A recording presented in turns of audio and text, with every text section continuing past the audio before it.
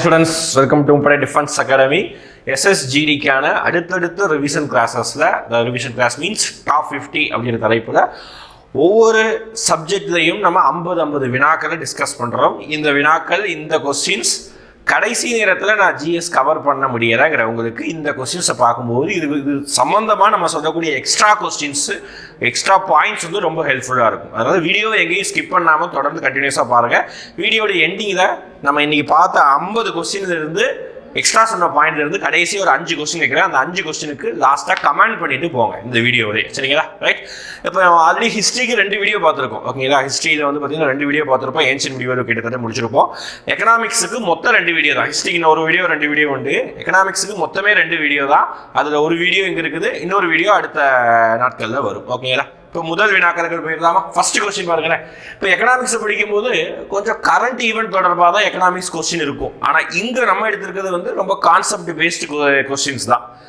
ஸ்டாட்டிக்காக மாறாமல் இருக்கக்கூடியது தான். ஒரு சில விஷயத்த கரண்ட் ஈவெண்ட் தொடர்பான உதாரணம் நான் சொல்கிறேன் பாருங்களேன். ஆர்பிஐ பற்றி எக்கனாமிக்ஸில் படிப்பீங்க.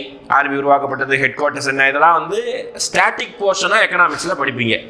இது ஆர்பிஐ பற்றி கரண்ட் அஃபேர்ஸாக போன மாதம் ஆர்பிஐடைய ஆளுநரை வந்து மாற்றினாங்க, ஓகேங்களா? புதிய ஆளுநர் நியமித்தாங்க. அப்போ அவர் பெயர் என்ன? இதுதான் எக்கனாமிக்ஸ் சம்மந்தமாக கரண்ட் அஃபேர்ஸ். புதுசாக ஏதாவது ஸ்கீம் வந்துருந்தா அந்த ஸ்கீமோடைய பெயர் என்ன, எந்த வருஷம், அது வந்து எப்போ வந்து எதோடைய மைய கரு என்ன, ஓகேங்களா? இதெல்லாம் வந்து நம்ம என்ன செய்ய போகிறோம் அப்படின்னு பார்த்தீங்கன்னா பார்க்க போகிறோம், ஓகேங்களா? ரைட். இப்படி பார்க்கும்போது முதல் கேள்வி பாருங்களேன், எக்ஸ்போர்ட் இம்போர்ட்டை பற்றியான ஒரு கேள்வி, ஓகேங்களா? ஃபர்ஸ்ட் எக்ஸ்போர்ட்னா என்ன, இம்போர்ட்னா என்ன, அந்த விஷயம் தெரிஞ்சுக்கணும், ஓகேங்களா? ஃபர்ஸ்ட் கேள்வி என்ன அப்படின்னு பார்த்தீங்கன்னா, நெட் எக்ஸ்போர்ட்ஸ் ஈக்குவல்ஸ் டு, ஓகேங்களா? நெட் எக்ஸ்போர்ட்ஸ், ஓகேங்களா? நிகர அப்படிங்கிற வார்த்தை, நிகர ஏற்றுமதிக்கு சமம், ஓகேங்களா? ஃபர்ஸ்ட் இந்த நிகரங்கிற வார்த்தைக்கு என்ன அர்த்தம்? நெட்டு, அது நீங்கள் கிராஸ் அப்புறம் நெட், இந்த வார்த்தை ரொம்ப முக்கியம், ஓகேங்களா? தமிழில் மொத்தம் இன்னொன்று நிகரம் அப்படின்னு சொல்றாங்க. மொத்தம் இன்னொன்று நிகரம், ஓகேங்களா? கிராஸ்னா மொத்தம், நெட்டுனா நிகரம். இதுதான் 2 வார்த்தை. இப்போ கிராஸுங்கிற சேலரிக்கு என்ன, கிராஸுங்கிற விஷயத்துக்கு என்ன அர்த்தம்னா மொத்தமாக எல்லாத்தையும் சேர்த்து கூட்டுறது. நெட்டுனா அந்த மொத்தத்தில் தேவை இல்லாத விஷயங்களை மைனஸ் பண்ணி கிடைக்கக்கூடிய வேல்யூ தான் நெட் அப்படின்னு சொல்கிறோம், ஓகேங்களா?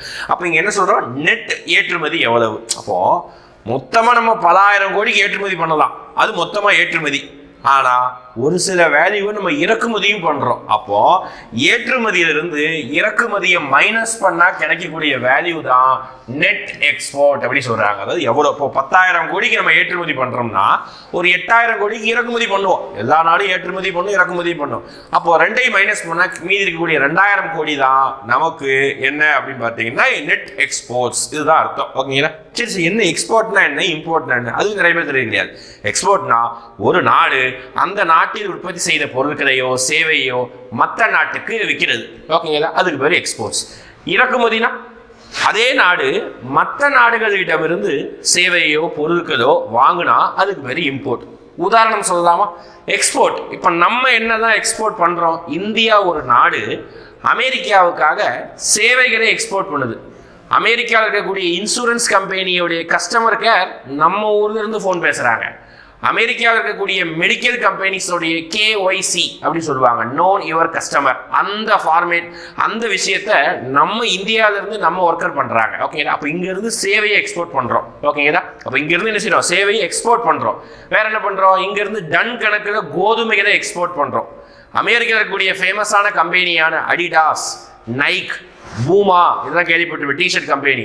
இந்த கம்பெனிகள் தான் நம்ம தமிழ்நாட்டிலிருந்து திருப்பூர்ல இருந்து தான் டிஷர்ட் எக்ஸ்போர்ட் ஆகுது. இப்போ இந்தியாவிலிருந்து ஒரு பொருள் விற்பனை ஆகுதுன்னா அதுக்கு பேர் எக்ஸ்போர்ட். இம்போர்ட்னா அதே இந்திய நாட்டுக்கு வெளிநாட்டில இருந்து, ஃபார் எக்ஸாம்பிள் அமெரிக்காவிலிருந்து நம்ம ஐஃபோன் வாங்குறோம், import. Saudi Arabia, Iran, Iraq நாடுகள்ல இருந்து கச்சா எண்ணெய் வாங்குறோம், இம்போர்ட். பல நாடுகள்ல இருந்து நம்ம தங்கம் வாங்குறோம், கோல்டு, ஓகேங்களா? இம்போர்ட். இது எல்லாமே இம்போர்ட். அப்போ அதிகமா நம்ம இந்தியா இம்போர்ட் பண்ணுதா எக்ஸ்போர்ட் பண்ணுதா, இதையும் நம்ம தெரிஞ்சுக்கணும். நம்ம அதிகமா இம்போர்ட் தான் பண்றோம், அதுதான் ரொம்ப முக்கியம், ஓகேங்களா? இதனாலதான் அமெரிக்காவை விட நம்ம கொஞ்சம் வளர்ச்சி கம்மியா இருக்கிறோம். வளர்ச்சி மீன்ஸ் growth கரெக்ட் அதிகமா இருக்குது, ஆனா இந்த ருப்பி வேல்யூ வந்து நம்ம ஊர்ல வந்து கம்மியா இருக்குது. அமெரிக்கா அதிகமா இருக்க காரணம் என்ன? நம்ம அதிகமாக இம்போர்ட் பண்ணுறோம், அதிகமாக அமெரிக்கா எக்ஸ்போர்ட் பண்ணுது. இதுதான் வித்தியாசம், ஓகேங்களா? அப்போ நம்ம இம்போர்ட் பண்ணக்கூடிய பொருட்களுடைய வேல்யூ வந்து கம்மி பண்ணணும். தங்கத்தை வாங்குறத கம்மி பண்ணணும். முடியுமா? முடியாதுதான். இருந்தாலும் வேற மாதிரி பிசிக்கலாக இல்லாமல் பாண்டாகவோ ETF மூலமாகவோ பர்ச்சேஸ் பண்ணிக்கணும். அதுக்கப்புறம் கச்சா எண்ணெய் பயன்பாடை கம்மி பண்ணணும். ஓகேங்களா? ஒரு காலத்தில் அந்த பாமாயில் சொல்லுவாங்க. ஓகேங்களா? அதெல்லாம் வெளிநாடுகளில் இருந்தால் வாங்கிட்டு இருப்பாங்க. இப்போ இந்தியாவில் உற்பத்தி பண்ண ஆரம்பிச்சிட்டோம். இதெல்லாம் கம்மி பண்ணால் ஆட்டோமேட்டிக்காக இந்தியாவில் இம்போர்ட் வேல்யூ கம்மியாயிரும். ஓகேங்களா? ஃபர்ஸ்ட் கொஸ்டினுக்கு ஆன்சர் வந்து சி, சென்னை. அடுத்து ரெண்டாவது கொஸ்டினுக்கு சர்வதேச நாணய நிதியம் அதன் தலைமையகத்தை கண்டறிக அப்படின்னு சொல்லுவாங்களா? எஸ், அதன் தலைமையகம் எங்குள்ளது. ஓகேங்களா? அப்போ இன்டர்நேஷனல் லெவலில் இருக்கக்கூடிய எக்கனாமிக்கல் சம்பந்தமான பாடிஸ் தெரிஞ்சுக்கணும். ஓகே, இன்டர்நேஷனல் லெவல் இந்தியா லெவலில் இருக்குது. ஆர்பிஐ, மினிஸ்ட்ரி ஆஃப் ஃபினான்ஸ், நிதி ஆயோக், நபார்டு, ஆர்ஆர்பி, இந்த மாதிரி நிறைய நிறுவனங்கள் இருக்குது. இந்தியாவில் பணம் சம்பந்தமான நிறுவனம்.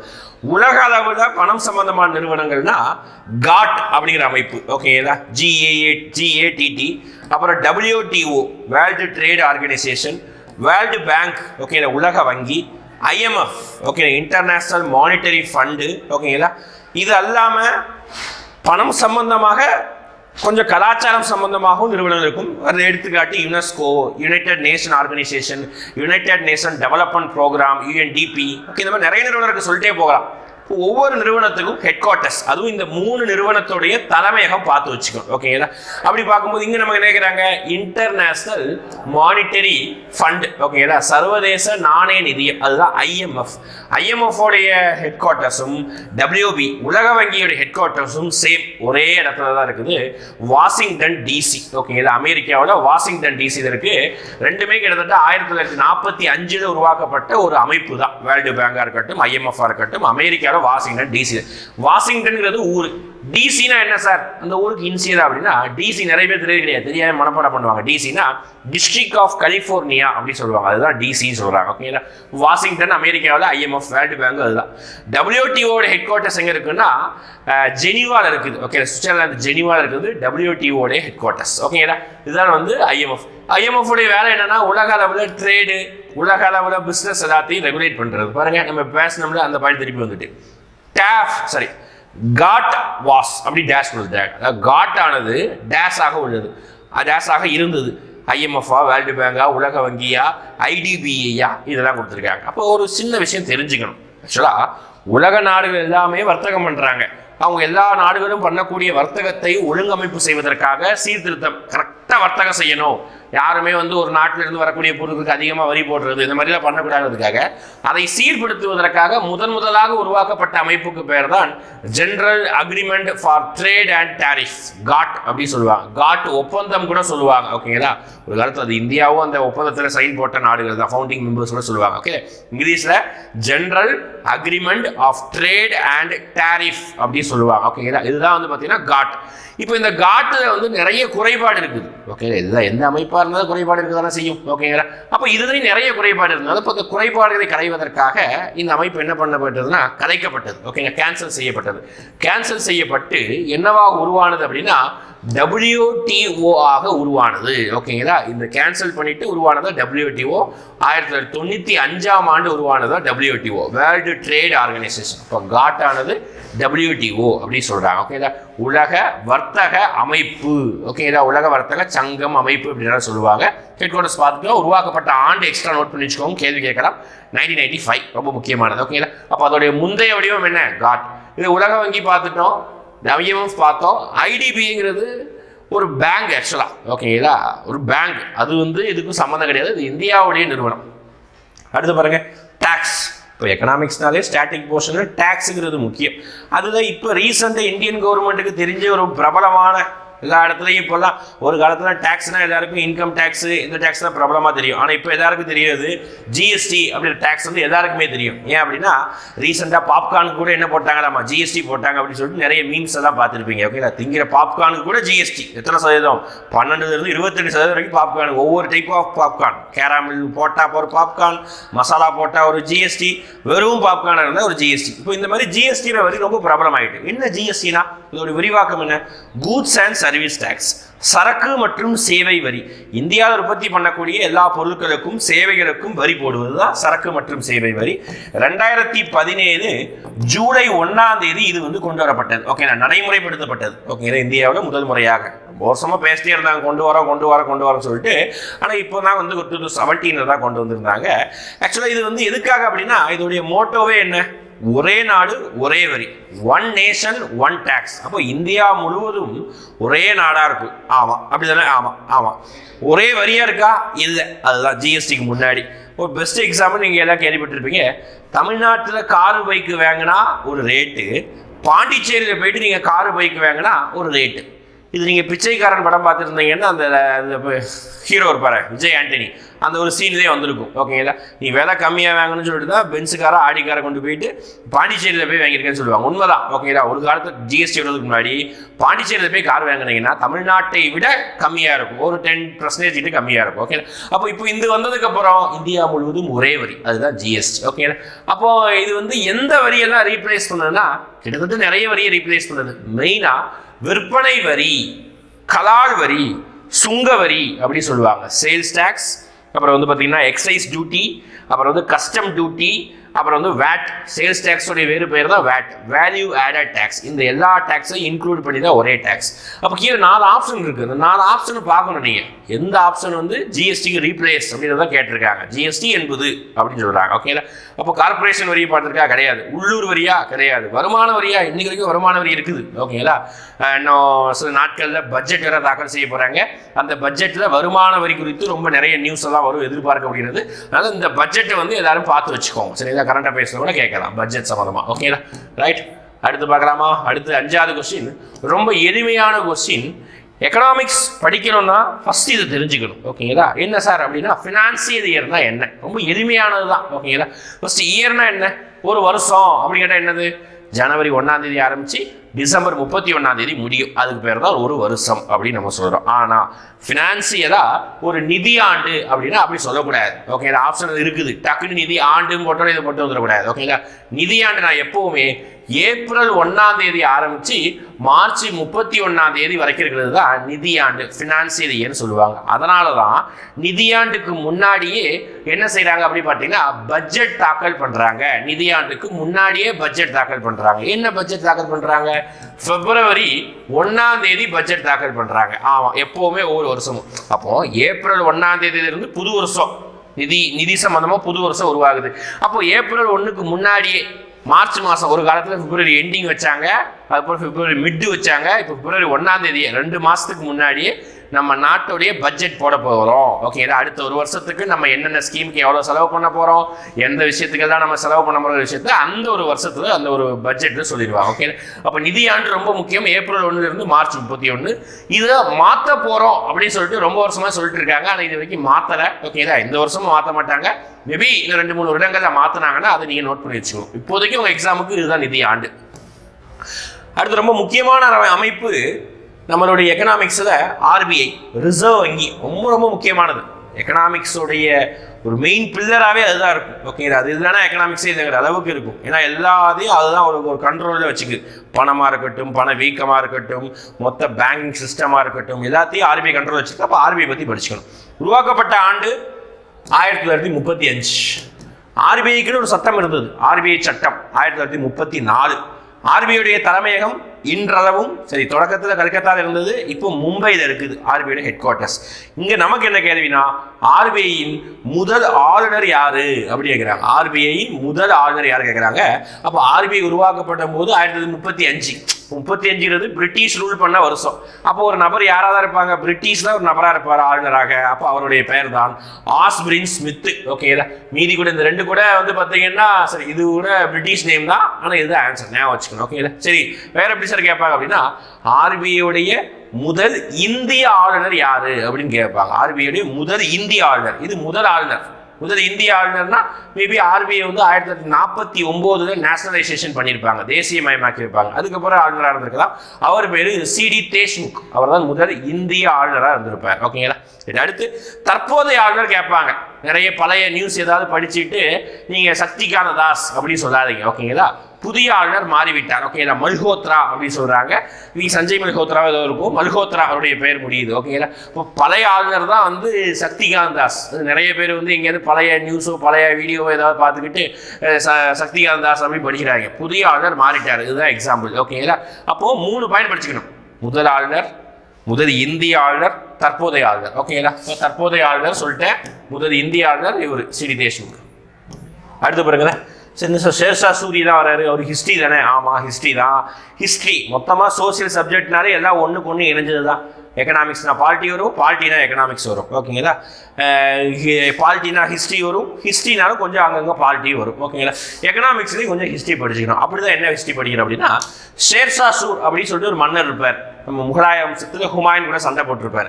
அந்த ஷேர்ஷா சூர் ஒரு வெள்ளி நாணயத்தை வெளியிட்டார். ஓகே, இந்த வெளியிட்ட வெள்ளி நாணயம் எவ்வாறு அழைக்கப்படுகிறது அப்படின்னு கேட்குறாங்க. அந்த நாணயத்துக்கு பேர் ருப்பியா அப்படின்னு சொல்லுவாங்க. 178 கிராம் எடையுள்ள நாணயத்தை வெளியிட்டிருப்பாரு. அதுக்கு பேர் தான் ருப்பியா, வெள்ளி நாணயம். ஓகே, அதுவும் ஒரு பாயிண்ட் தான். ஓகே, சில்வர் காயின் தான் ஷேர்ஷா சூர் ரிலீஸ் பண்ணியிருப்பார். ருப்பியா ஞாபகம் வச்சுக்கோங்க. ஓகேங்களா? ஏன்னா ஷேர்ஷா சூர் நம்ம என்ன சொல்லுவோம் அப்படிப்பட்ட நவீன நாணய முறையின் தந்தை சொல்லுவோம், father of modern coinage system. ஓகேங்களா?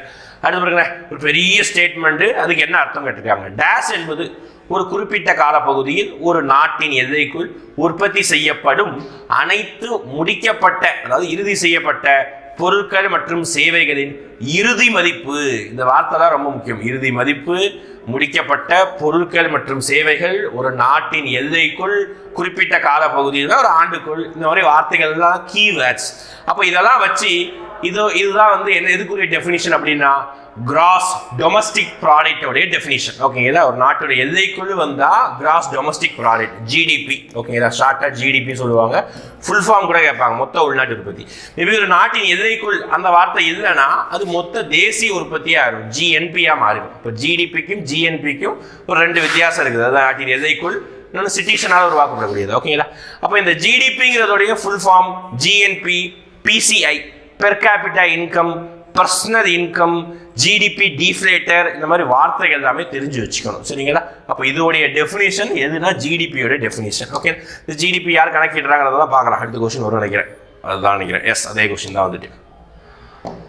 இந்தியாவில் தேசிய வருமானம் மதிப்பீடுகளை தயாரிப்பதில் கீழ்கண்டவற்றில் யார் பொறுப்பு அப்படின்னு கேட்குறாங்க. இந்தியாவுடைய national income. First national income, இந்த ஜிடிபிங்கிற கான்செப்டே யார் உருவாக்கியிருப்பாங்க அப்படின்னு பார்த்தா 1934-5 இந்த காலகட்டங்களில் நம்மளுடைய என்ன சொல்லியிருப்பாருன்னா ஒரு ஆங்கிலேயர் தான் இதை உருவாக்கியிருப்பார். ஃபஸ்ட்டு பார்த்தீங்கன்னா ஜிடிபிங்கிற ஒரு கருத்தை ஒரு ஆங்கிலேயர் தான் உருவாக்கியிருப்பார். ஓகேங்களா? அவருக்கு அப்புறம் தான் அந்த பாயிண்ட் எல்லாம் எவால்வ் ஆகி இந்தியா அஃபிஷியலாக இருக்கும்போது உலக நாடு அளவில் தேசிய வருமானத்தை 3 வழிகளில் கணக்கிடுவாங்க. ஓகேங்களா? வருமான முறை, ஓகேங்களா, அதுக்கப்புறம் பார்த்துக்கிட்டிங்கன்னா செலவீன முறை, அப்புறம் உற்பத்தி முறை, 3 முறைகளை கணக்கிடுவாங்க. ப்ராடக்ட் முறை அந்த மாதிரி சொல்லுவாங்க. ஓகே, அப்போ இந்தியா ஃபாலோ பண்ணுறது 3வது நான் சொன்ன உற்பத்தி முறை. ஓகேங்களா? அப்படி பார்க்கும்போது தேசிய வருமான மதிப்பீடு தயார் பண்ணுவது கீழ்கண்டவற்றில் யார் பொறுப்பு அப்படின்னு கேட்குறாங்க. யார் பொறுப்பு? மத்திய புள்ளியியல் நிறுவனம், சிஎஸ்ஓ அப்படின்னு சொல்லுவாங்க. Central statistical office. அவங்க தான் இந்த கணக்கு பண்ணுறதுக்கு, அது இந்த கால்குலேட் பண்ணுறதுக்கு அவங்க தான் பொறுப்பு. ஒரு பெரிய ஒரு அமைப்பு. இதோடைய பெயர் காலம் நிறைய பேராக மாற்றினாங்க. சிஎஸ்ஓ, அடுத்து என்எஸ்ஓ, அடுத்து என்எஸ்எஸ்ஓ அப்படிதான் பேரை மாற்றினாங்க. நேஷனல் சாம்பிள் சர்வே ஆஃபீஸ் தான் மாற்றிருக்காங்க. ஓகேங்களா? ஞாபகம் வச்சுக்கோங்க. இப்போ 3 வழிமுறைகளை கணக்கிடலாம். யார் கணக்கிடுறாங்கன்னா சிஎஸ்ஓ கணக்கிடுறாங்க. அடுத்து நபார்டு. ஓகேங்களா? When was the NABARD formed அப்படி கேட்குறாங்க. நபார்டு வங்கி எப்போது உருவாக்கப்பட்டது அப்படி கேட்குறாங்க. அப்போது நான் சொன்ன மாதிரி தான் இந்தியாவில் இருக்கக்கூடிய பொருளாதாரம் சம்பந்தமான நிறுவனங்கள் நிறைய இருக்குது. அதோட உருவாக்கப்பட்ட இயர்ஸை மட்டும் நீங்கள் பார்த்துட்டே போதும். மேக்ஸிமம் அது ஏன்னா ஃபுல் ஃபார்ம் பார்த்துக்கோங்க. ஆர்பிஐ பார்த்தோம். இப்போ நபார்டு, அது பேரை பார்க்கும்போது தெரியுது. நபார்டுடைய full form national, NA for national bank for agriculture rural development. Okay, பெரிய ஒரு டெஃபினிஷன். ஓகேங்களா? நீ தமிழில் என்ன சொல்லுவாங்க அப்படி பார்த்தீங்கன்னா கிராமப்புற மற்றும் வேளாண்மை வளர்ச்சிக்கான வங்கி, தேசிய வங்கி அப்படின்னு சொல்லுவாங்க. உருவாக்கப்பட்ட ஆண்டு 1982 ஜூலை மாதம் உருவாகும். ஓகேங்களா? இந்த மாதிரி பேங்க்ஸோடைய உருவாக்கப்பட்ட ஆண்டை மட்டும் பார்த்து வச்சுக்கோங்க, ஜூலை. ஓகே, இதே மாதிரி நிறைய இருக்கு. Export import bank, NABARD, Mudra வங்கி, இதெல்லாம் இருக்கு. பின்னாடி கொஸ்டின் வரும்போது பார்க்கலாம். அடுத்து நான் சொன்னது வந்துடுச்சு. ரிசர்வ் பேங்க் என்னைக்கு எந்த ஆண்டு உருவாக்கப்பட்டது அப்படி கேட்குறாங்க. நம்ம பேசிட்டோம். 1935 ஏப்ரல் 1 டேட்டோட படிக்கணும். 1935 ஏப்ரல் 1 உருவாக்கப்பட்டது. ஜனவரி 1 1949 ரிசர்வ் வங்கி தேசியமயமாக்கப்பட்டது. 1937 ரிசர்வ் வங்கியோட ஹெட் குவார்ட்டர்ஸ் மாற்றப்பட்டது. 1934 ரிசர்வ் வங்கியோடைய சட்டம் உருவாக்கப்பட்டது. பாருங்க, அப்போ ரிசர்வ் வங்கிங்கிற ஒரு வார்த்தையை வச்சு மட்டுமே 1, 2, 3, 4 வருடங்களை படிக்கிறோம் ரிசர்வ் வங்கி தொடர்பாக. ஓகேங்களா? ரைட். அடுத்து பணவியல் கொள்கை இந்தியாவில் டேஷ் மூலம் செயல்படுத்தப்படுகிறது அப்படின்னு சொல்றாங்க. Monetary policy. அப்போ மானிட்டரி பாலிசினா அதுவே மணிங்கிற வார்த்தை இருக்குது. பணம் சம்பந்தமான கொள்கைகளை யார் முடிவெடுக்கிறா, இந்தியாவில் எவ்வளோ பணம் புழங்கணும், மக்கள்கிட்ட இருந்து எவ்வளோ பணத்தை வந்து வாங்கணுங்கிற எல்லா விஷயத்தையும் யார் முடிவெடுப்பாங்கன்னா ஆர்பிஐ தான் முடிவெடுப்பாங்க. ஓகேங்களா, அதுதான் ஆர்பிஐ, இந்திய ரிசர்வ் வங்கி. ஆனால் டைரெக்டாக ஆர்பிஐ தான் இதை பண்ணுவாங்கன்னா கிடையாது. ஆர்பிஐ கீழே ஒரு அமைப்பு இருக்குது, நம்ம கிளாஸ் நடத்தியிருப்போம். அந்த அமைப்புக்கு பேர் தான் MPC, monetary policy committee. Okay, இது ஆர்பிஐ கீழே இருக்கக்கூடிய ஒரு கமிட்டி. இதுக்கும் ஹெட்டாக வந்து ஆர்பிஐ கவர்னர் இருப்பார், அவர் தான் முடிவு பண்ணுவார். ஓகேங்களா, இந்த இன்ஃப்ளேஷன் ரேட்னு இருக்கும்ல, கேள்விப்பட்டிருப்பீங்க, இந்த பணவீக்க விகிதம். இந்த பணவீக்க விகிதம் எவ்வளவு சதவீதம் இருக்கோ அதை பொறுத்து ஏற்றம் இறக்கம் கூடுதல் குறைச்சல் இதெல்லாம் இருக்கும். அதெல்லாம் மேனேஜ் பண்ணுறது இந்த ரிசர்வ் வங்கியின் மானிட்டரி பாலிசி கமிட்டி தான். ஓகேங்களா, அடுத்து முதல் பிராந்திய வங்கி, பிராந்திய கிராமப்புற வங்கி. இதை பிராந்திய கிராமப்புற வங்கி சொல்லலாம், அல்லது வட்டார ஊரக வங்கி அப்படின்னு சொல்லலாம். ஓகேங்களா, இங்கிலீஷ்ல ஒரே பேர் தான், ரீஜனல் ரூரல் பேங்க், ஆர்ஆர்பி சொல்லுவாங்க. பாருங்க என்ன பேர் பாருங்க, RBI, RRB, NABARD, Mudra, export import bank, IDBI, NITI Aayog, இவ்வளோ பேர்கள் இருக்குது. அப்போ ஒவ்வொன்றும் என்ன வேலை செய்யுதுன்னு தெரிஞ்சால் மட்டும்தான் அது ஞாபகம் ஈஸியாக இருக்கும். சும்மா மனப்பாடம் பண்ணிங்கன்னா மறந்து போயிடும். சரியா, அப்போ ஆர்ஆர்பி எப்போ உருவாக்கப்பட்டதுன்னா 1975 உருவாக்கப்பட்டது. ஓகே, ரொம்ப முக்கியமான அமைப்பு. ஏன்னா ஒரு காலத்தில் கிராமப்புறங்களுக்குன்னு பேங்கே இல்லை. அப்படி கிராமங்களுக்கு பேங்கே இல்லை அப்படின்னு நினைக்கும் போது தான் நமக்கு என்ன வந்தது அப்படி பார்த்தீங்கன்னா, சென்ட்ரல் கவர்மெண்ட் சார்பாக 1975 இந்திரா காந்தி தலைமையில் 20 அம்ச திட்டம் அப்படின்னு சொல்லிட்டு ஒரு திட்டம் கொண்டு வந்தாங்க. இங்கிலீஷில் 20 பாயிண்ட் ப்ரோக்ராம் அப்படின்னு சொல்லிட்டு ஒரு ப்ரோக்ராம் கொண்டு வந்தாங்க. அதன் அடிப்படையில் தான் இந்த ஆர்ஆர்பிங்கிற விஷயத்தை உருவாக்கியிருப்பாங்க 1975. ஓகேங்களா, அப்போ 20 பாயிண்ட் ப்ரோக்ராம்னா 20க்கும் மேற்பட்ட ஸ்கீம்ஸ் இருக்கும். ஓகேங்களா, அடுத்து எந்த ஆண்டு இந்திய அரசு 14 பெரிய தனியார் வங்கிகளை தேசியமயமாக்கியது? ஓகேங்களா, இப்போ தேசியமயமாக்கல்னா என்ன அர்த்தம், அந்த வார்த்தைக்கு அர்த்தம் புரிஞ்சுக்கணும். இங்கிலீஷில் நேஷனலைசேஷன் அப்படின்னு சொல்லுவாங்க. அதாவது ஒரு தனியார் ஒரு நிறுவனத்தை நடத்திக்கிட்டு இருக்கும், அந்த நிறுவனத்தை அரசாங்கம் டேக் ஓவர் பண்ணுறது. ஓகே, மொத்தமாக எவ்வளோ சொத்து மதிப்போ அதை மொத்தத்தையும் கொடுத்து அரசாங்கம் என்ன செஞ்சுக்கும், அதை எடுத்துக்கணும். இதுதான் வந்து பார்த்தீங்கன்னா நேஷனலைசேஷன், தேசியமயமாக்கல் அப்படின்னு சொல்லுவாங்க. ஓகேங்களா, அப்படி பார்க்கும்போது தேசியமயமாக்கல் சம்பந்தமாக மொத்தம் 3 வருஷம் முக்கியம். 1949, 1969, 1980 3 வருஷமும் தேசியமயமாக்கல் பண்ணியிருப்பாங்க. ஓகேங்களா, இந்த டைம் ஆர்பிஐ தேசியமயமாக்கப்பட்டது. இந்த டைம் நம்மளுடைய 14 வங்கிகள், அதுதான் இந்த வார்த்தை. ஓகேங்களா, 69 14 வங்கிகள் தேசியமயமாக்கப்பட்டது. இந்த டைம் 6 வங்கிகள் தேசியமயமாக்கப்பட்டது. ஓகேங்களா, இப்போ எத்தனை வங்கிகள் தேசியமயமாக்கப்பட்டதுங்கிறத பார்த்து வச்சுக்கணும், எந்தெந்த இயர்ங்கிறது. இப்போ தேசியமயமாக்கப்பட்ட வங்கிகள் தான் இப்போ நமக்கு யூஸ் பண்ணிட்டு இருக்கக்கூடிய கனரா வங்கி, அலகாபாத் வங்கி, அப்புறம் வந்து இந்தியன் ஓவர்சீஸ் பேங்க், அப்புறம் Syndicate Bank, Central Bank of India, இதெல்லாமே இப்போ நம்ம யூஸ் பண்ணிருக்க பேங்க் எல்லாமே இந்த 20 வங்கிகள் தான். ஓகேங்களா, அடுத்து 15வது கொஸ்டின், எப்போது இந்தியாவில் இந்திய அரசாங்கம் கருப்பு பணத்திற்கு எதிரான அனைத்து 500 ரூபாய் மற்றும் 1000 ரூபாய் நோட்டுகளை பண மதிப்பிழப்பு செய்வதாக அறிவித்தது? ரொம்ப எளிமையான கொஸ்டின். ஓகேங்களா, பண மதிப்பு இழப்பு. ஓகேங்களா, டிமானிட்டைசேஷன் அப்படின்னு சொல்லுவாங்க. இது 2 வார்த்தை முக்கியம். ஒன்று பண மதிப்பு இழப்பு, இன்னொன்று பண மதிப்பு குறைத்தல். ஓகேங்களா, டிவேல்யூவேஷன் சொல்லுவாங்க. அது அமெரிக்காவுடைய கரன்சிக்கும் நம்ம கரன்சிக்கும் இணையான மதிப்பு வந்து குறைக்கிறது. ஓகேங்களா, அப்படி பார்க்கும்போது எல்லாருக்கும் ஞாபகம் இருக்கும்னு நினைக்கிறேன். ரீசெண்டாக தான் ஒரு 6-7 வருஷத்துக்கு முன்னாடி திடீர்னு ஒரு நாள் இரவு வந்து பிரதமர் மோடி தான் என்ன செஞ்சார், அறிவிச்சார், இன்று இரவு நள்ளிரவு முதல் 500, 1000 ரூபாய் நோட்டுகள் செல்லாது அப்படின்னு சொல்லிட்டு அறிவிச்சாரு. புதிய 500 ரூபாய் நோட்டு வழங்கப்படும், 2000 ரூபாய் நோட்டு வழங்கப்படும். இது அறிவிக்கப்பட்டது ஏ ஆப்ஷன் நவம்பர் 8, 2016. 8 அதை அப்படியே டபுள் பண்ணா 16. இந்த மாதிரி ஞாபகம் வச்சுக்கோங்க. நவம்பர் மாதம் 8ஆம் தேதி 2016 வருஷம். டேட்டு தான் முக்கியம். எதுக்காக ஒழிச்சாங்க? ஒன்று கருப்பு பணம், இன்னொன்று ஊழல், இன்னொன்று தீவிரவாதிகளிடம் உள்ள பணம். ஓகேங்களா, இன்னொன்று நமக்கு வந்து பார்த்தீங்கன்னா ஃபேக் கரன்சி அப்படின்னு சொல்லுவாங்க, அதாவது போலி ரூபாய் நோட்டுகள். இது எல்லாத்தையும் ஒழிக்கிறதுக்காக தான் என்ன பண்ணியிருக்காங்க அப்படின்னு பார்த்தீங்கன்னா இந்த 500, 1000 ரூபாயை வந்து ஒழிச்சிருக்காங்க. ஓகேங்களா, இது ரொம்ப டேட்டு தான் முக்கியப்பா. மேற்படி எத்தனை ரூபா நோட்டை ஒழிச்சாங்க, யார் அறிவிச்சாங்க, இதை பார்த்துக்கோங்க. அடுத்து நான் பேசுறது வந்துருச்சு பாருங்க. How many members in the Indian monetary policy committee? MPC அப்படி சொல்லுவாங்கல்ல, மானிட்டரி பாலிசி கமிட்டி. அதில் மொத்தம் எத்தனை மெம்பர்ஸ் அதுதான் கேட்குறாங்க. மொத்தம் 6 மெம்பர்ஸ். ஓகேங்களா, 6 மெம்பர்ஸ் இருக்காங்க. ஓகேங்களா, மொத்தமாக 6 உறுப்பினர்கள் வந்து இந்த மானிட்டரி பாலிசி கமிட்டியில் இருக்காங்க. ஓகேங்களா, வச்சுக்கோங்க. இவங்க தான் இன்ஃப்ளேஷன் இதெல்லாம் கண்ட்ரோல் பண்ணுவாங்க.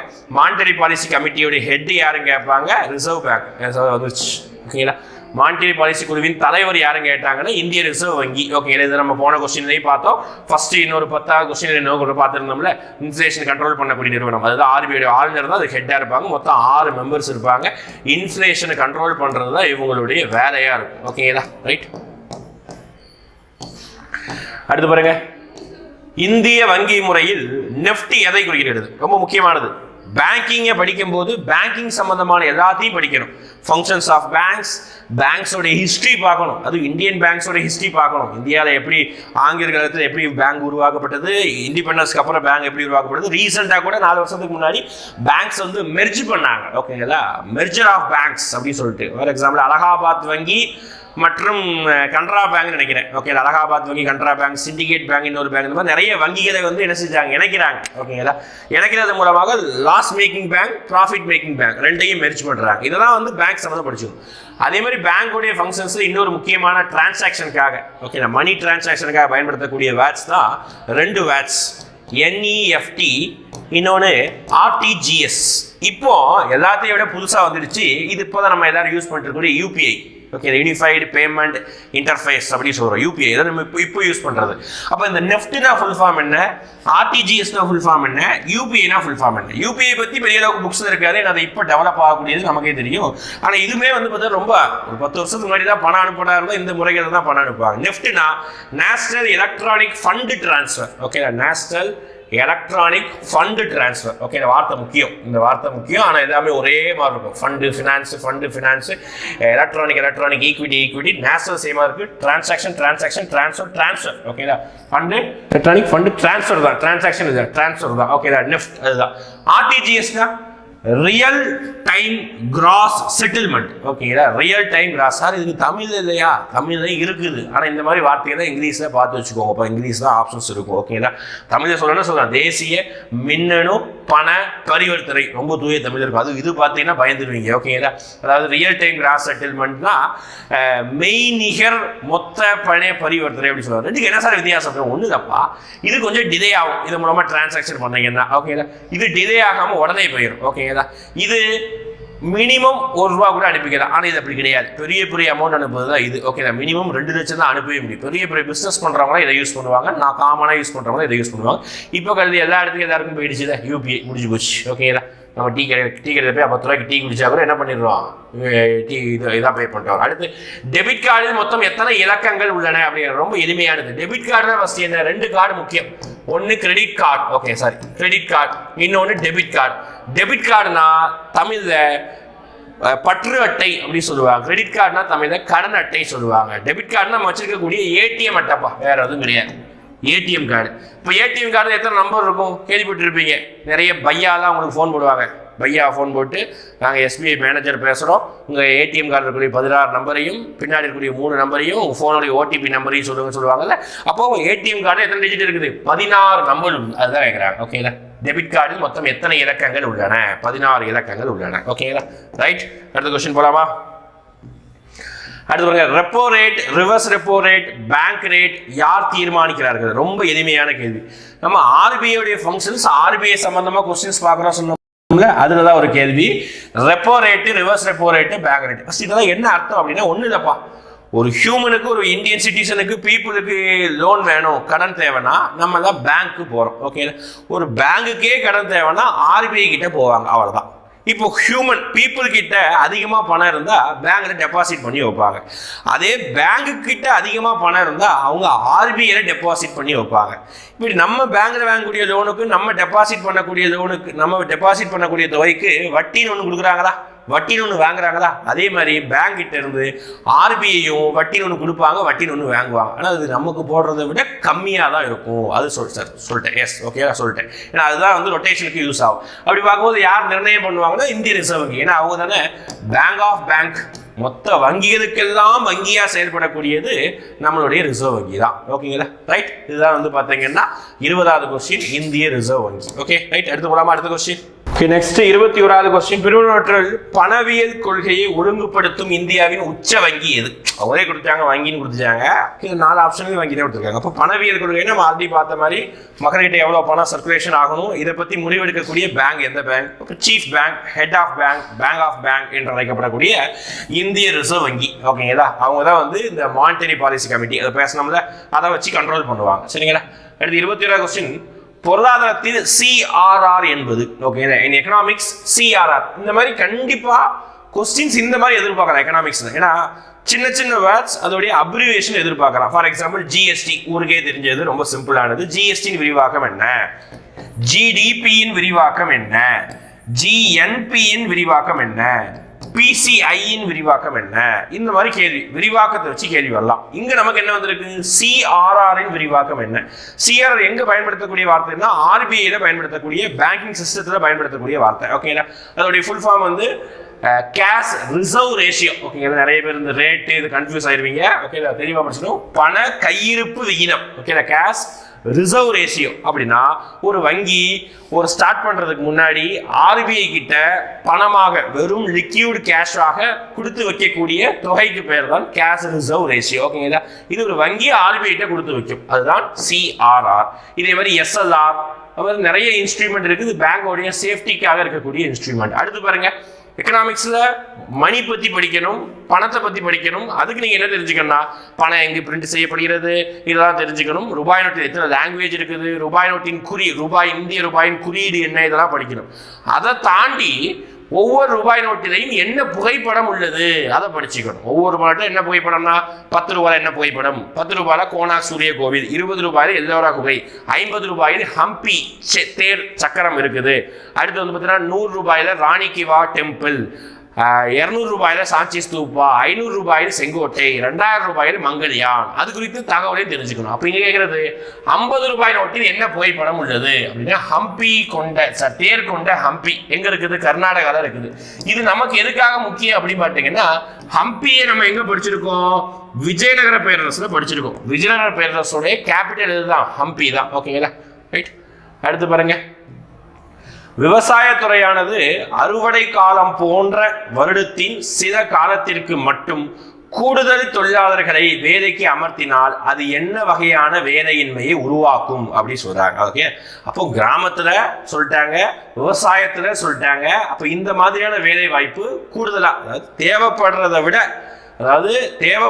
விட அதிகமான வேலையாட்களை அமர்த்தினால் அது என்ன வகையான வேலை வாய்ப்பு அப்படின்னா மறைமுக வேலை வாய்ப்பு, டிஸ்கைஸ்ட் அன்எம்ப்ளாய்மெண்ட் அப்படி சொல்லுவாங்க. ஓகேங்களா? Disguised unemployment.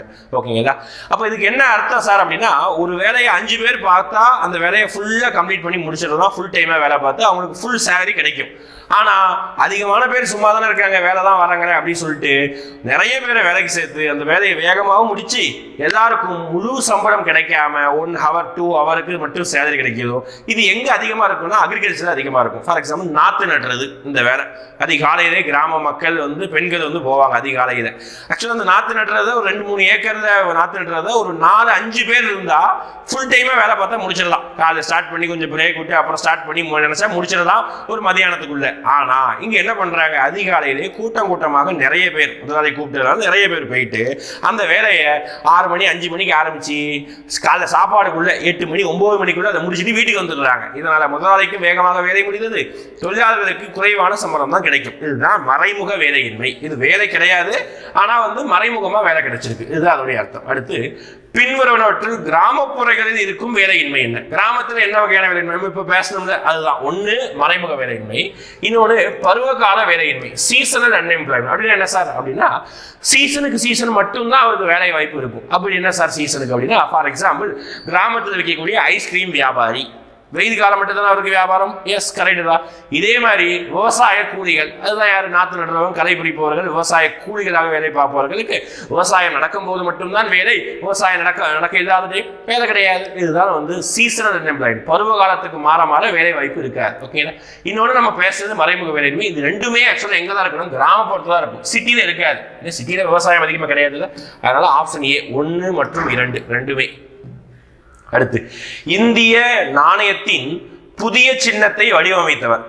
புதிய சின்னம் சொல்லலாம், புதிய குறியீடுன்னு சொல்லலாம், இப்படிதான் சொல்லலாம். ஆனால் இந்தியாவுடைய மணி சிம்பிள், ஓகேங்களா, பணத்தோடைய குறியீடு அதுதான் ரொம்ப முக்கியம். இப்போ பணத்தோடைய குறியீடுனா என்ன ஃபர்ஸ்ட் அப்படின்னு பார்த்தீங்கன்னா இப்படிதான் இருக்கும். இந்தியாவுடைய பண குறியீடு ஒவ்வொரு நாட்டுக்கும் ஒவ்வொரு குறியீடு இருக்குது. அமெரிக்கா டாலருக்கு, ஐரோப்பாவுடைய யூரோக்கு, ஜப்பானுடைய கரன்சி யென் அதுக்கு இருக்குது, பவுண்ட் ஸ்டெர்லிங் எந்த ஒரு நாடு, இங்கிலாந்து நாட்டுடைய கரன்சி. இந்த மாதிரி ஒவ்வொரு நாட்டுக்கும் குறியீடு இருக்குது. இந்தியாவுடைய குறியீடு இது. இதை வடிவமைத்தது யாருன்னு கேட்குறாங்க. டி உதயகுமார், விழுப்புரம் மாவட்டத்தை சேர்ந்தவர். ஜூலை மாதம் 2010 தான் இதை என்ன பண்ணியிருப்பாங்க, கவர்மெண்ட், சென்ட்ரல் கவர்மெண்ட் அங்கீகரித்தது. 5வது நாடாக இதை நம்ம ஏற்றுக்கொண்டோம். ஓகேதா, குறியீட்டை வந்து நம்ம ஏற்றுக்கொண்டோம். ஓகேதா, ரைட். இதெல்லாம் எக்ஸ்ட்ரா பாயிண்ட். அடுத்து பாருங்க எப்படி இப்போதான் அந்த பேங்கிங் சம்பந்தமா சிஆர்ஆர் அதோடைய விரிவாக்கம் பார்த்தோம்.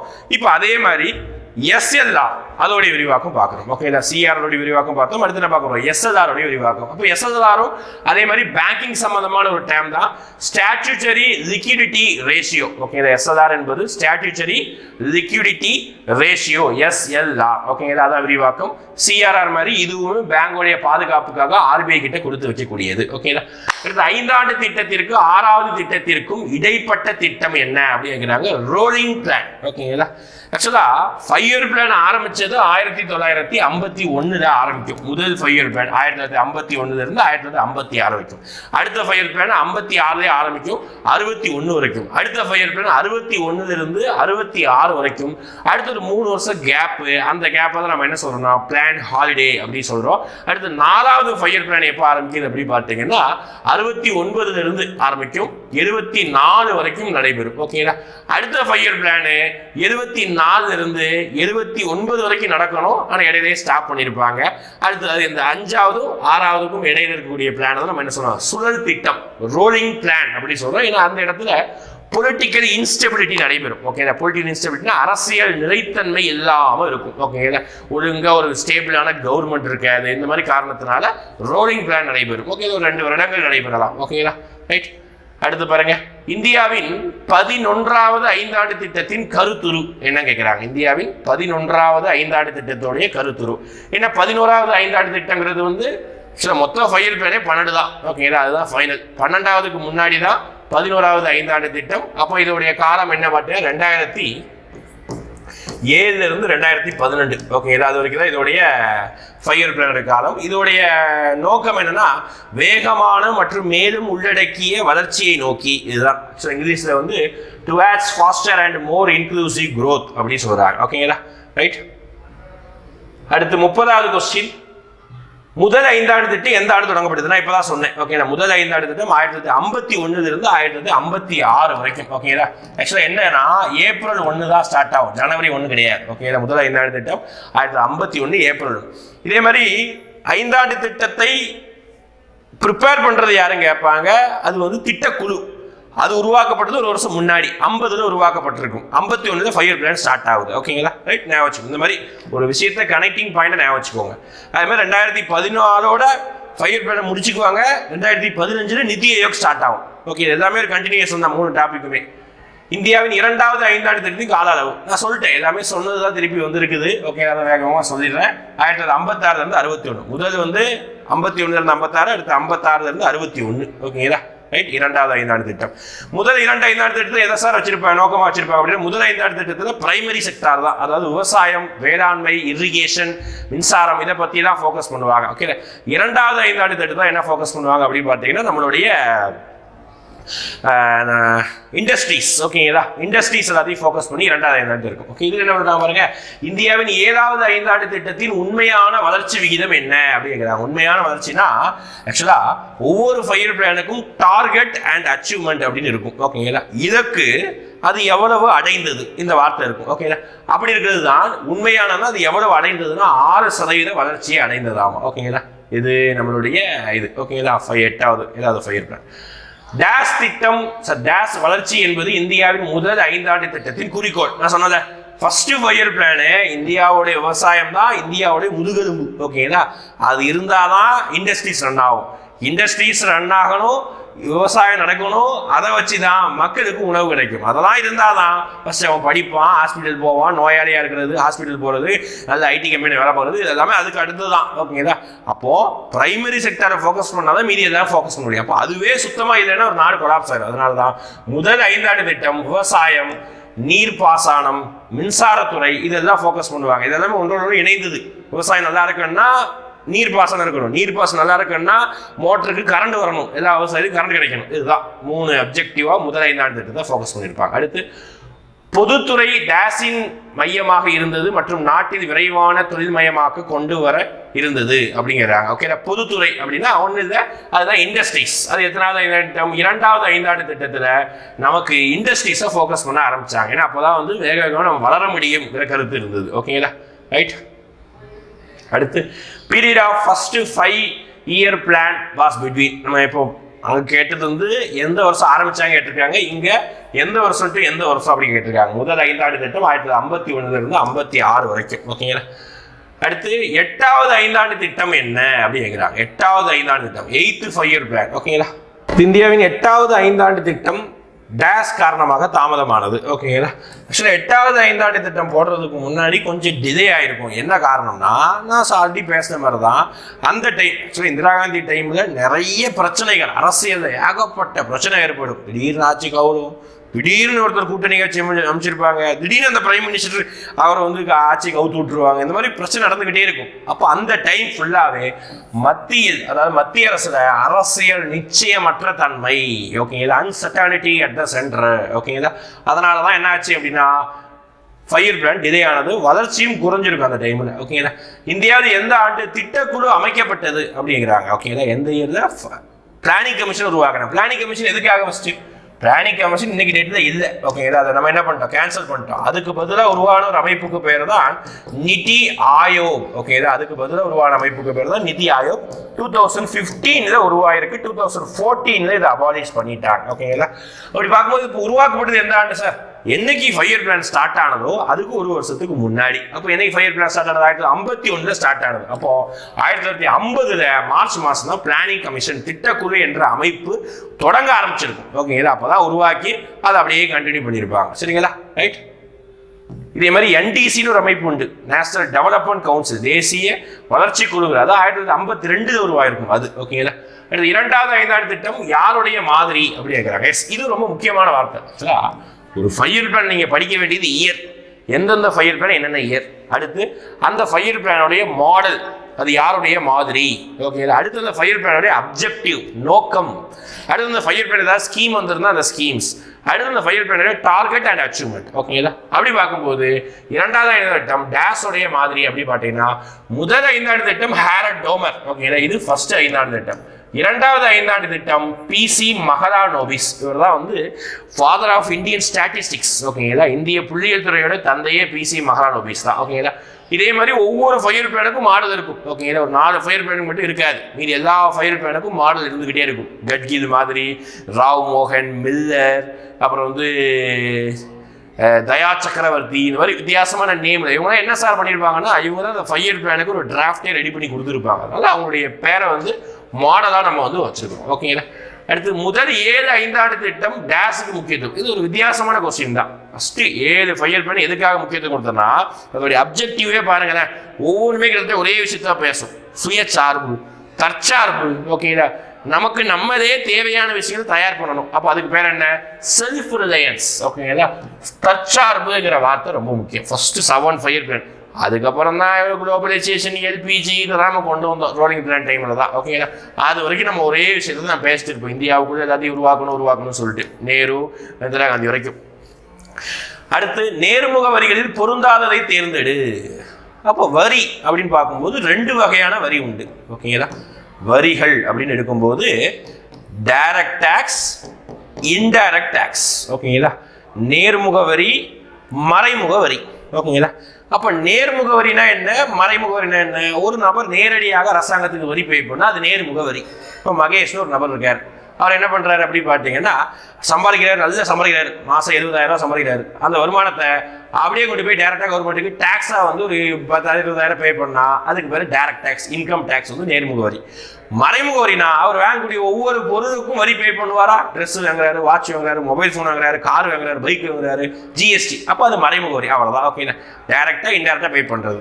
அப்போ நேர்முக வரினா வருமான வரி, இது நேர்முக வரி, கரெக்டு தான். செல்வ வரி அப்படின்னா வெல்த் டேக்ஸ், அவர் வச்சிருக்க சொத்துக்கு அவரே டேரக்டா பே பண்றாரு, நேர்முக வரி. நிறுவன வரி, ஒரு நிறுவனம் ரன் பண்றா, அதுக்கும் டேரக்டா அவரே வரி பே பண்ற நிறுவன வரி. சுங்க வரி இது மட்டும் கிடையாது, இதுதான் ஆன்சர். சுங்க வரி என்பது மறைமுக வரி. வெளிநாட்டில் இருந்து ஒரு பொருளை வாங்குறீங்க, ஃபார் எக்ஸாம்பிள் வந்து பெட்ரோல் வாங்குறீங்கப்பா, பெட்ரோல் போடுறோம், ஒரு நாளைக்கு ஒரு லிட்டர் பெட்ரோல் 102 ரூபாயா. அப்போ அந்த பெட்ரோல் வந்து கச்சா எண்ணெயாக வெளிநாட்டிலிருந்து வந்து இறங்குது, அதுக்கு வந்து ஒரு வருமானம், அதுக்கு வந்து சேல்ஸ் டேக்ஸு, அதுக்கு வந்து சுங்க, அப்புறம் உற்பத்தி வரி, எக்ஸைஸ் டியூட்டி, இந்த மாதிரி வரியை போட்டு தான் நமக்கு 102 ரூபாய் வருது. ஓகே, அப்போ சுங்க வரி ஒரு இன்டைரக்ட் டேக்ஸ், மறைமுக வரி. சரிங்களா? ஓகே, அப்போ எதெல்லாம் நேர்முக வரி, எதெல்லாம் மறைமுக வரி பார்த்துக்கணும். அடுத்து ஜிஎஸ்டி. ஜிஎஸ்டி எந்த நடைமுறைக்கு வந்தது, எந்த டேட் நடைமுறைக்கு வந்தது பார்த்தோம். ஓகேங்களா? அதே ஜிஎஸ்டி பாராளுமன்றத்தால் எப்பொழுது நிறைவேற்றப்பட்டது அப்படிங்கிறத பார்க்குறோம்.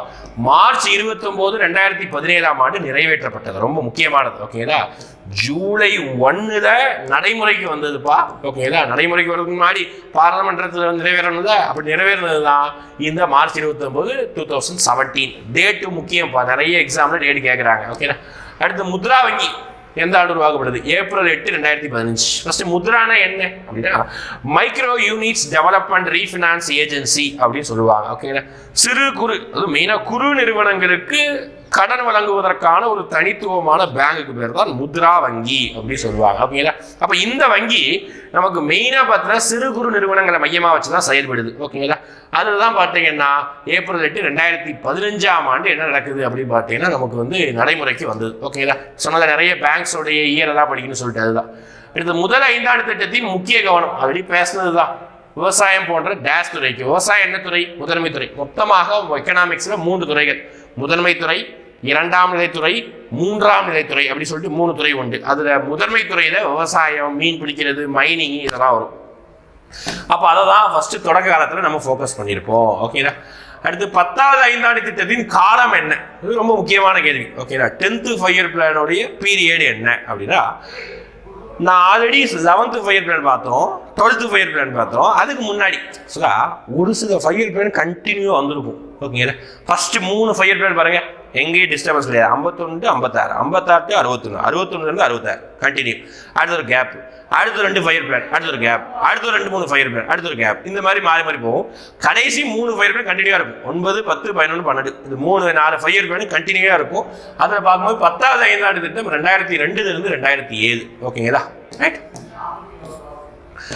அடுத்து 45, பல்வேறு தொழிலதிபர்கள் 1944 ஒன்று கூடி இந்தியாவில் திட்டமிட்ட பொருளாதாரத்தை அமைப்பதற்கான ஒரு முன்வழியை உருவாக்கினார்கள். இந்த வருஷத்தை வச்சு கண்டுபிடிச்சிடணும். ஓகேங்களா? அதுவும் இந்த வார்த்தையை வச்சு கண்டுபிடிச்சிடணும். பிளானிங் கமிஷன் உருவாக்குறதுக்கு முன்னாடி பிஃபோர் இண்டிபெண்டன்ஸ் நிறைய பேர் ஒவ்வொருத்தரும் ஒவ்வொரு பிளானிங் வந்து சொல்லியிருப்பாங்க. ஓகேங்களா? ஒவ்வொருத்தரும் ஒவ்வொரு பிளானிங். ஓகேங்களா? அதில் பார்க்கும்போது பம்பாய் திட்டம், அப்புறம் வந்து விஸ்வேஸ்வரையா திட்டம், அப்புறம் வந்து பார்த்தீங்கன்னா மக்கள் திட்டம், ஜேபி நாராயணன் திட்டம், 6 பேர் இருப்பாங்க. 6 பேர் ஒவ்வொரு பிளானிங் கொடுத்துருப்பாங்க. அது தொழிலதிபர்கள் வார்த்தை வந்தாலே ஒரு 8 தொழிலதிபர்கள் பம்பாய் திட்டம் அப்படின்ற பெயரில் வந்து 1944 வந்து முன்மொழிஞ்சிருப்பாங்க. ஓகேங்களா? அதுதான் பம்பாய் திட்டம். ஓகேங்களா? அடுத்து கடந்த 12வது 5 ஆண்டு திட்டத்தின் நோக்கம் என்ன? நான் சொன்னேன் 11வது 5 ஆண்டு திட்டத்துக்கும் 12வது 5 ஆண்டு திட்டத்துக்கும் வார்த்தைகள் ஒரே மாதிரி இருக்கும். ஓகேங்களா? வேகமான, அது அங்க விரைவான. ஓகேங்களா? அனைத்தையும் உள்ளடக்கிய, இங்க நிலையான மற்றும் மேலும் உள்ளடக்கிய வளர்ச்சி. அவ்வளவுதான். ரெண்டுக்கும் ஒரே வார்த்தை மாதிரி தான் இருக்கும். அங்க ரேபிட், இங்க pastor and sustainable and more inclusive growth அப்படி சொல்லுவாங்க. 12வது 5 திட்டம் 2012 to 2017 வரைக்கும். ஓகேங்களா? அடுத்து 4வது 5 ஆண்டு திட்டம் எந்த ஆண்டில் தொடங்கப்பட்டது? ஓகேங்களா? நல்ல கேள்வி பாருங்களேன். 1951 to 56 first 5 year plan, 56 61 second 5 year plan, 61 66 third 5 year plan. ஓகேங்களா? அப்புறம் என்ன சொன்னேன், 66 69 வரைக்கும் கேப், அது பேரு பிளான் ஹாலிடே, திட்ட விடுமுறை, லீவ் டச். ஓகேங்களா? அடுத்து 69 74 வரைக்கும் தான் ஃபோர்த் 5 இயர் பிளான். ஃபோர்த் கேட்குறாங்க. அப்போ 69 தொடங்கினது, 74 முடியுது. ஓகேங்களா? அடுத்த 5 இயர் பிளான் 74 79. ஓகே. அடுத்து நான் சொன்னோம்ல, எப்படி பிளானிங் கமிஷன் முக்கியமோ, நித்தி ஆயோக் முக்கியமோ, ஆர்பிஐ முக்கியமோ, அதே மாதிரி நேஷனல் டெவலப்மெண்ட் கவுன்சில் 2 பாயிண்ட் தான் படிக்கணும். உருவாக்கப்பட்ட நாடு, அதோடைய தலைவர் யார், போதும், இது மட்டும் போதும். ஓகேங்களா? அப்போ நேஷனல் டெவலப்மெண்ட் கவுன்சில் தான் 5 இயர் பிளானுக்கு ஒப்புதலே கொடுக்கும். உருவாக்குறது பிளானிங் கமிஷன், அதுக்கு ஒப்புதல் கொடுக்கறது இவங்க தான். அப்போ எந்த ஆண்டு உருவாக்கப்பட்டது? இது 1952 உருவாக்கப்படுது. ஆகஸ்ட் மாதம் 1952 நேஷனல் டெவலப்மெண்ட் கவுன்சில், பேர்ல இருக்கு பாருங்க, தேசிய வளர்ச்சி குழு அல்லது கவுன்சில், வளர்ச்சிக்காக இது செயல்படுது. பிளானிங் கமிஷன் அதே மாதிரி தான், இது பேர்லேயே வச்சிருக்காங்க, அவ்வளோதான். சரி சார், அதை கேன்சல் பண்ணிட்டீங்க, இது இருக்கா? இதுவும் கேன்சல் பண்ணியாச்சு. ஓகேங்களா? மோடி அவர்கள் வந்ததுக்கப்புறம் நிறைய பாடிஸ் வந்து சேஞ்ச் ஆகிட்டு, அதுதான் ஒன்று பிளானிங் கமிஷன், என்டிசி, ஓகேங்களா, பெரிய மாற்றமாக ஜிஎஸ்டி. Okay right. எடுத்து பாருங்க, நிதி ஆயோக் பற்றி வந்து இந்த அமைப்பு தான் நிதி ஆயோக். டேஸ் என்பவர் இந்தியாவை மாற்றுவதற்கான தேசிய நிறுவனம் ஆயோக்கின் தலைவர் ஆவார். நான் சொல்லிட்டேன் பாருங்க, நோட் பண்ணி வச்சுக்கோங்க. பிளானிங் கமிஷன், திட்டக்குழு, நேஷனல் டெவலப்மெண்ட் கவுன்சில், தேசிய வளர்ச்சி குழு, நிதி ஆயோக், இந்த 3த்துக்குமே தலைவர் அப்படின்னு கேட்டால் கண்ணை மூடிட்டு யார் சொல்லிடணும்? பிரதமர், அவர் தான். ஓகேங்களா? யார் பிரதமராக இருக்காங்களோ அன்னைக்கு டேட்டில் அவர் தான் தலைவர். சார் என்ன சார், பிரதமருக்கு எவ்வளோ வேலை இருக்கும்? ஆமாம், வேலை இருக்கும். பெயரளவில் அவர் தலைவர், துணைத் தலைவர் தான் எல்லா வேலையும் பார்ப்பார். ஓகேங்களா? அப்போ இன்னைக்கு டேட்டில் அவர் யார் பிரதமர்? நரேந்திர மோடி அவர்கள். அப்போ அவர் தான் பிரதமர். இப்போ நிதி ஆயோக் உருவாக்கப்பட்டது 2015 ஜனவரி 1 national institution for transforming India அப்படின்னு சொல்லுவாங்க, இதோடைய விரிவாக்கம். ஓகேங்களா? ரைட். அடுத்து 50வது கொஸ்டின், வட்டார ஊரக வங்கி எந்த ஆண்டு துவங்கப்பட்டது? ரொம்ப முக்கியமான ஒரு கேள்வி. Regional rural banks was launched on அப்படிங்கிறாங்க. வட்டார ஊரக வங்கி எந்த ஆண்டு துவங்கப்பட்டது? நம்ம ஆல்ரெடி பார்த்துருக்கோம். 1975 20 அம்ச திட்டம் என்ற திட்டத்தின் அடிப்படையில் இது உருவாக்கப்பட்டது. ஓகேங்களா? ரைட். ஒரு 50 கேள்விகளுக்கான சிறப்பான ஒரு எக்கனாமிக்ஸ் டிஸ்கஷனை வந்து நம்ம பார்த்து முடிச்சிட்டோம். ஓகேங்களா? இறுதியாக நம்ம எப்பவும் போல ஒரு 5 கேள்விகள் நடத்துனதுலேருந்து கேட்க போகிறோம். அதுக்குரிய ஆன்சரை தெரிஞ்சிருக்கா, பதில் தெரிஞ்சிருந்தா இல்லை வீடியோ ஃபுல்லாக பார்த்துருந்தீங்கன்னா உண்மையாகவே எல்லாருக்குமே தெரிஞ்சிருக்கும். ஏன்னா அந்த பாயிண்டெல்லாம் அடிக்கடி ரிப்பீட்டடாக பேசப்பட்ட ஒரு பாயிண்டாக இருக்கும், கேள்வி டேரக்டாக வந்திருக்க பாயிண்டாக இருக்கும். முதல் கேள்வி, ஆர்பிஐ தேசியமயமாக்கப்பட்ட ஆண்டு தெரிஞ்ச டேட்டோட கமெண்ட் பண்ணுங்க ஃபர்ஸ்ட். இரண்டாவது கேள்வி, பேங்கிங் பற்றி பார்க்கலாமா? 14 வங்கிகள் எந்த ஆண்டு தேசியமயமாக்கப்பட்டது? இரண்டாவது கேள்வி. 14 வங்கிகள் எந்த ஆண்டு தேசியமயமாக்கப்பட்டது? இரண்டாவது கேள்வி. அடுத்து மூன்றாவது கேள்வி. மூன்றாவது கேள்வி என்ன அப்படின்னு பார்த்தீங்கன்னா, ஜிடிபி அதோடைய விரிவாக்கம் என்ன? ஜிடிபி அதோடைய விரிவாக்கம் என்ன? மூன்றாவது கேள்வி. நான்காவது கேள்வி, ஆர்பிஐ பற்றி டேக்ஸ் பார்த்துருக்கோம். ஏதாவது நீங்களே கமெண்ட் பண்ணுங்க. ஏதாவது 2 மறைமுக வரியை கமெண்ட் பண்ணுங்க. ஏதாவது 2 மறைமுக வரி கமெண்ட் பண்ணுங்க. 4வது கேள்வி முடிஞ்சது. 5வது கேள்வி, 200 ரூபாய் நோட்டில் என்ன புகைப்படம் உள்ளது? கமெண்ட் பண்ணுங்க. காந்தின்னு சொல்லக்கூடாது, சரியா? என்ன புகைப்படம் உள்ளது நம்ம பேசியிருக்கோம், ஓகேவா? அதை கமெண்ட் பண்ணுங்க. அடுத்த வீடியோவில் ஹிஸ்ட்ரியில் வந்து பார்க்கலாம், சரிங்களா? ஹிஸ்ட்ரி முடிச்சு அடுத்த இன்னொரு ரவுண்ட் எக்கனாமிக்ஸ் பார்க்கலாம். தேங்க்யூ.